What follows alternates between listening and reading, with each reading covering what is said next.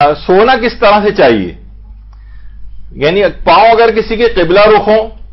تو ہو، یہ تو حرام عرفی ہو جائے گا۔ اچھا، اس سلسلے میں بتا دوں کہ سونا بہتر کیا ہے،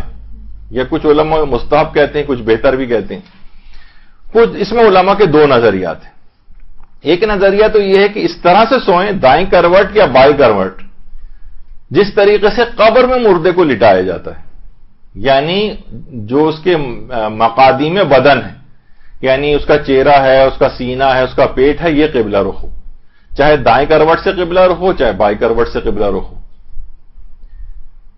ایک گروہ علماء یہ کہتا ہے کہ اس طرح سے سونا چاہیے، یعنی بہتر ہے یا مستحب ہے کہ اس کے جسم جس طرح قبر میں مردے کو لٹایا جاتا ہے، ایک یہ ہے علماء کا نظریہ۔ اچھا، دوسرا جیسے کہ آیت اللہ بہجت بھی ان کے متعلق بھی ملتا ہے کہ ہمیشہ اسی طرح سے اس دائیں یا بائیں کروٹ ایسے لیٹتے تھے کہ جسم کے اگلے حصے جو ہیں ان کے قبلہ رخ ہوں۔ اچھا، ایک اور دوسرا گروہ علماء ہے جو کہتا ہے کہ نہیں، قبر میں جس طرح لٹایا جاتا ہے اس طرح بہتر نہیں ہے، بلکہ بہتر اس طرح سے جس طرح محتضر کو لٹایا جاتا ہے، یعنی جو شخص حالت احتضار میں ہوتا ہے، جان نکلنے والی ہے، تو اس وقت کچھ چیزیں اس کے اوپر خود واجب ہوتی ہیں اور کچھ دوسرے لوگوں کے اوپر بھی واجب ہوتی ہیں۔ مثلا وہ تو بیمار ہے، مریض ہے، لیکن آپ کو پتا ہے ڈاکٹروں نے کہہ دیا کہ بس ان کا حالت احتضار چل رہا ہے، اب واجب ہے کہ اس کو قبلہ رخ کر دیا جائے۔ تو قبلہ رخ کرنے کے معنی کیا ہیں؟ قبلہ رخ کرنے کے معنی یہ ہے کہ اس طرح سے اس کو لٹائیں کہ اس کے پاؤں کے تلوے قبلہ رخ ہوں، پاؤں کے تلوے قبلہ رخ ہوں، یعنی اگر کوئی بیمار ہے اور اس طرح سے لیٹا ہوا ہے تو اس کے پاؤں کے جو تلوے ہیں وہ قبلے کی طرف ہوں۔ تو کچھ علماء یہ کہتے ہیں، جس میں آقا سیستانی بھی شامل ہے، کہ زیادہ سونا بہتر اس طور پر ہے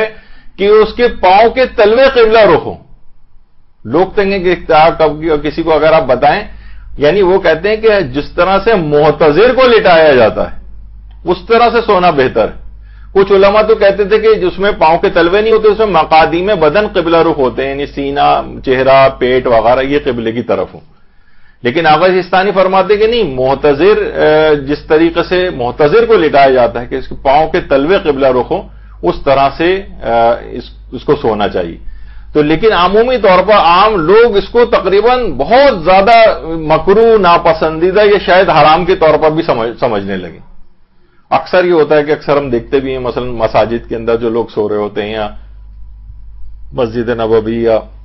مسجد الحرام میں بھی اکثر لوگ سو جاتے ہیں، تو اپنے پاؤں کی بڑی احتیاط کرتے ہیں کہ قبلے سے کی طرف نہ ہونے پائے، ورنہ کوئی بھی شخص ہوگا وہ سوتے میں اس کی ٹانگوں کا رخ تبدیل کر کے چلا جائے گا۔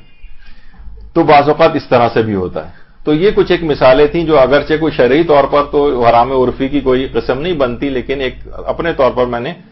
اس کو شامل کر دیا کہ بہرحال کچھ چیزیں ایسی ہیں کہ جو حرام تو نہیں ہے لیکن لوگ اس کو حرام